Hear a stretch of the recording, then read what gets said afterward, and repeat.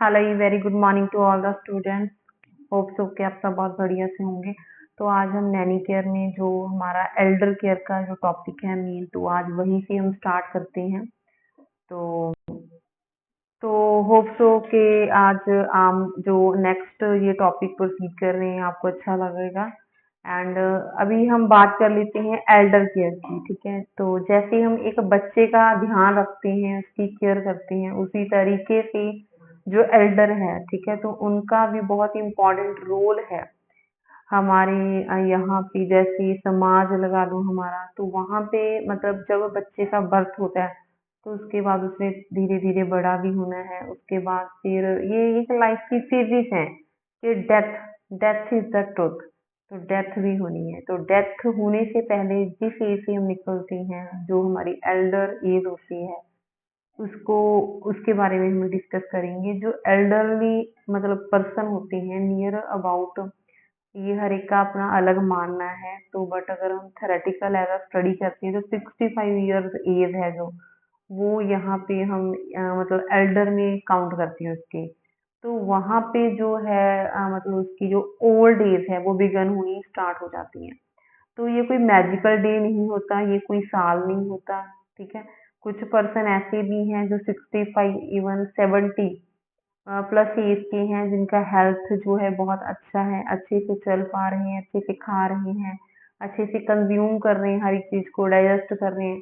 मतलब ये जो हमारे आज के टाइम पे अलग अलग सोशल इश्यूज होते जा रहे हैं, लाइक बीमारियों की बात कर ले हम, ठीक है, तो इन्वायरमेंट हमारा पल्यूट है। उसी के कारण जो है आज हमारा खाना है वो आर्टिफिशियल हो चुका है। तो पोल्यूशन के कारण हमें जो वो चीजें हम खाते हैं, अच्छे से हमारी बॉडी उसको कंज्यूम नहीं कर पाती, डाइजेस्ट नहीं कर पाती, जिसके कारण हमारी बॉडी के इंटरनल बॉडी पार्ट्स हैं जो उसको मतलब डाइजेस्ट नहीं कर पाती, जिसके कारण हमारी जो बॉडी है अंदर से वो ब्रेक भी हो जाती है। एंड जो एज अ रिजल्ट है, जो हमारा ये एल्डर वाली जो अवस्था है वो जल्दी आ जाती है। और कुछ पर्सन ऐसे होते हैं due to the condition of poverty, 50 की एज में जो है उनका सिस्टम मतलब जल्द से जल्द जो हो जाता है, मतलब वो जल्दी मतलब जो है एल्डर की एज में आ जाती है। तो ये जो एक यूनिवर्सल प्रोसेस है ओल्ड एज, ये नहीं है कि वो किसी अमीर को आएगी या गरीब को आएगी, ऐसा कोई सीन नहीं है। तो वो बराबर है, सबको आएगी ये। तो ये स्लो प्रोसेस है, चलता है, धीरे धीरे चलता है, बट आनी सबको है। अगर हम इंडिया में बात करते तो कोई पर्सन 60 की एज में रिटायर हो जाता है, तो इसका मतलब ये नहीं है कि वो अभी मतलब ओल्ड कैटेगरीज में आ गया, तो उसके बाद भी वो वर्क करता है। कुछ लोग गेनफुली आगे आफ्टर 60 वर्क करते ही रहते हैं। तो यहाँ पे हम ये बात मतलब लगा के चलते हैं कि ये मैंडेटरी नहीं है कि 65 एज वाले जो पर्सन हैं वो ओल्ड एज की अवस्था में आ जाते हैं, क्योंकि कुछ पर्सन कॉन्टिन्यूटी अपने सेक्टर में, चाहे उनका बिजनेस है चाहे कुछ भी है, आफ्टर रिटायरमेंट कुछ ना कुछ काम में लगे रहते हैं। ठीक है, तो old age should be regarded as a normal inevitable and biological phenomena. ये बायोलॉजिकली है, ये नहीं है कि इनएविट है, हो गया तो दोबारा नहीं होगा। ठीक है, जाना तो सब नहीं है।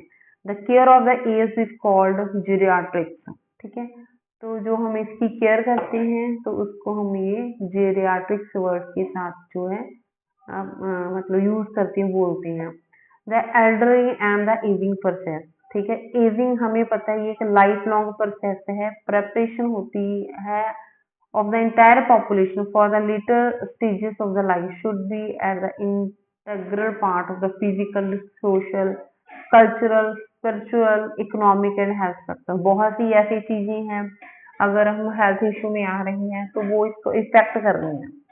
तो ऐसी मतलब क्या चीजें हैं, कौन सी मतलब मेन जो रिस्पॉन्सिबल हो जाती है इसके लिए कि हम बहुत जल्दी कई लोग हैं जो ओल्ड एज में आ जाते हैं, इसके ऐसे कौन सी रीजन है। तो हम वन बाय वन इस चीजों को यहाँ पे आगे स्टडी करने वाले हैं। ठीक है, तो जो ओल्डर पर्सन है 60 ईयर्स और अबव, कई बार तो उनकी बॉडी फुल फंक्शनिंग करती है जैसे एज अ ह्यूमन बीइंग दूसरों की करती है। बट कई बार क्या होता है, बहुत सी ऐसी बॉडी हैं जिनका डैमेज, मतलब जो बॉडी पार्ट्स है वो इंटरनली डैमेज हो जाते हैं, जिसके कारण जो उनका बॉडी का प्रॉब्लम है वो जल्दी रिकवरी नहीं हो पाता, और वहां पे वो जो है दम तोड़ देते हैं और उनका डेथ हो जाता है। एंड कुछ ऐसे पर्सन हैं, he has lived through many events by living in family life. ये जरूरी नहीं है कि हमारी जो सिचुएशन है उस पे ये चीजें भी डिपेंड करें, तो हमारे खाने पे, हमारे डेली के शेड्यूल में, मतलब जो हमारी जिंदगी की लाइफ इवेंट्स हैं वो भी इसमें बहुत रोल प्ले करती हैं। कुछ लोग ऐसे हैं, एंजॉय करते हैं, सोशल रिलेशनशिप में जाते हैं, घूमते हैं, फिरते हैं, ऑक्यूपेशन के साथ अपने आप को जी रही हैं, काम करती हैं, ठीक है। He reaches a stage where he enjoys the nature, nature को भी एंजॉय करते हैं, कंपनी ऑफ यंग ओल्ड, दोस्ती करते हैं, सबके साथ अपना मतलब समय बिताते हैं। कुछ लोग ऐसे होते हैं वो डेवलप करते हैं अपने आप को, ग्रो करते हैं ग्रेसफुली और चेंज होते हैं day by day. The older person is capable of functioning fully in the society, बहुत अच्छे तरीके से वो सोसाइटी में वर्क करते हैं, बहुत अच्छा उनका जो रूटीन है वो रहता है। But the older person is a treasure which should be valued by all in the present time।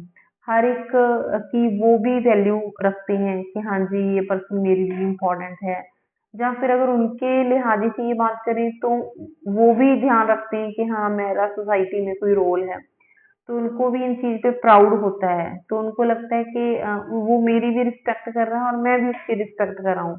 प्यार हो गया, जस्टिस हो गई, न्याय हो गया, शांति हो गई, लिबर्टी हो गई, कंपैशन हो गया, किसी चीज के प्रति जागरूक होना, कोई चीज के प्रति मतलब सिरदर्दी ले लेना, तो उसका ध्यान है जो पर्सन का वो एक टाइम पे उसी चीज में जुड़ जाता है, हैप्पीनेस मिलती है उसको ऐसा करने से, रिस्पेक्ट करता है कोई एक दूसरे की, तो वहां पे आके ये जो है चीजें पर्सन को जल्दी डेथ और ओल्ड एज तक नहीं लेके जाने देती, बिकॉज उसका जो सराउंडिंग एरिया है, जो उसका नजदीकी जिनके साथ रिलेशन है वो अच्छा है, तो वो उसको इतना सोचने के लिए टाइम ही नहीं दे पाता, ठीक है।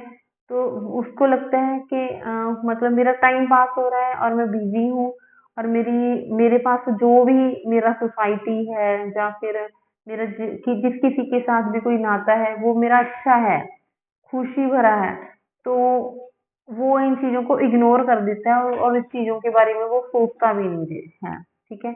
मैनी ओल्डर पर्सन इम्प्लाई, बहुत पर्सन है ऐसे आज के टाइम पे जो 60+ एज में भी काम करते जा रहे हैं। They should be accepted and given their rightful place and dignity. और वो पर्सन कुछ ऐसे होते हैं जो ये सोचते हैं कि हमने अभी ये चीज है हम कर सकते हैं, तो कुछ सीखते भी हैं इस एज में, तो हम मतलब ये नहीं कह सकते कि आफ्टर 65 हम फ्री हैं, नो। वो भी हम एक ऐसा थ्योरेटिकली लेके चलते हैं, पर हमारी बॉडी की जो फंक्शनिंग है, कई पर्सन में तो ऐसे ही है एज सच जैसे उनका 40 एज में था, और कुछ पर्सन ऐसे हैं जिनकी 50 एज में ही 50 ईयर की एज में वो उनका बॉडी है जो डैमेज हो जाता है, जो कैपेबिलिटी है वो रिड्यूस हो जाती है। बट कई बार कुछ ऐसे पर्सन हैं जो ग्रो कर लेते हैं after the passage of time, long time duration निकल जाता है बट फिर भी वो काम करते हैं, ठीक है। तो मतलब ये एक नेचुरल प्रोसेस है, बुजुर्ग होना है हर एक ने, बट वहां पे ये अगर हम बात करें तो बहुत जरूरी है कि हमारे सामने कुछ चैलेंजेस आते हैं, उन चैलेंजेस के साथ हमने कैसे चलना है, उन चैलेंजेस को कैसे फेस करना है। जब हम उसको रिकवर कर लेते हैं उसके बाद हम सक्सेसफुल पर्सन हो जाते हैं अपनी लाइफ में।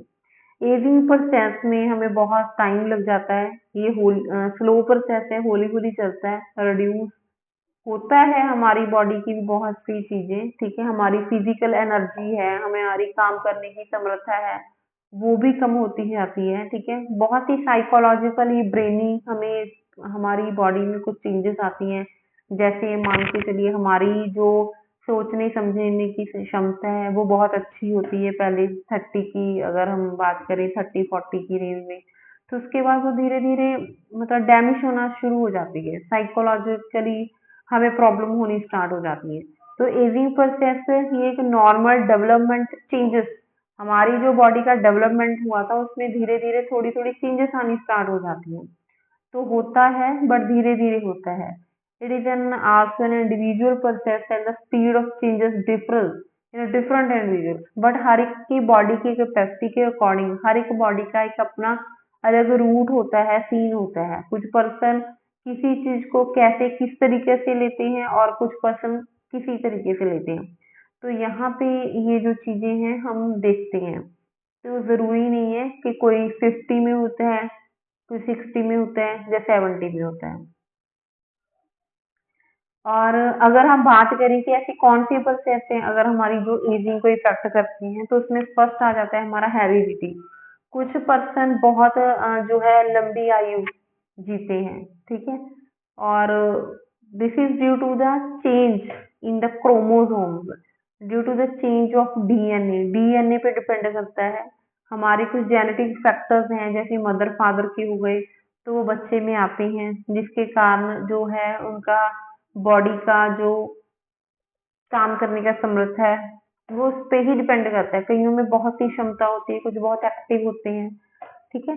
तो इन्वायरमेंटल की अगर बात करें, आज के टाइम पे इतना पोल्यूशन हो चुका है, तो फिजिकली, केमिकली, बायोलॉजिकली, साइकोलॉजिकली ये बहुत मतलब हमें हर एक फैक्टर की अगर हम इंडिविजुअली बात करते हैं तो बहुत इम्पोर्टेंट रोल है इनका। खाने में अगर देख रहे हैं तो उसमें भी मिलावट है, बायोलॉजिकली ब्रेनी प्रॉब्लम्स हैं, डिप्रेशन है, मेडिसिन के लिए पैसे नहीं है, पॉवर्टी है, ठीक है। बहुत सी ऐसी प्रॉब्लम्स हैं, हार्मफुल बैक्टीरिया हैं, एनिमल्स हैं, स्ट्रेस है। तो इन कंडीशंस में से निकल कर इंसान को जाना पड़ता है।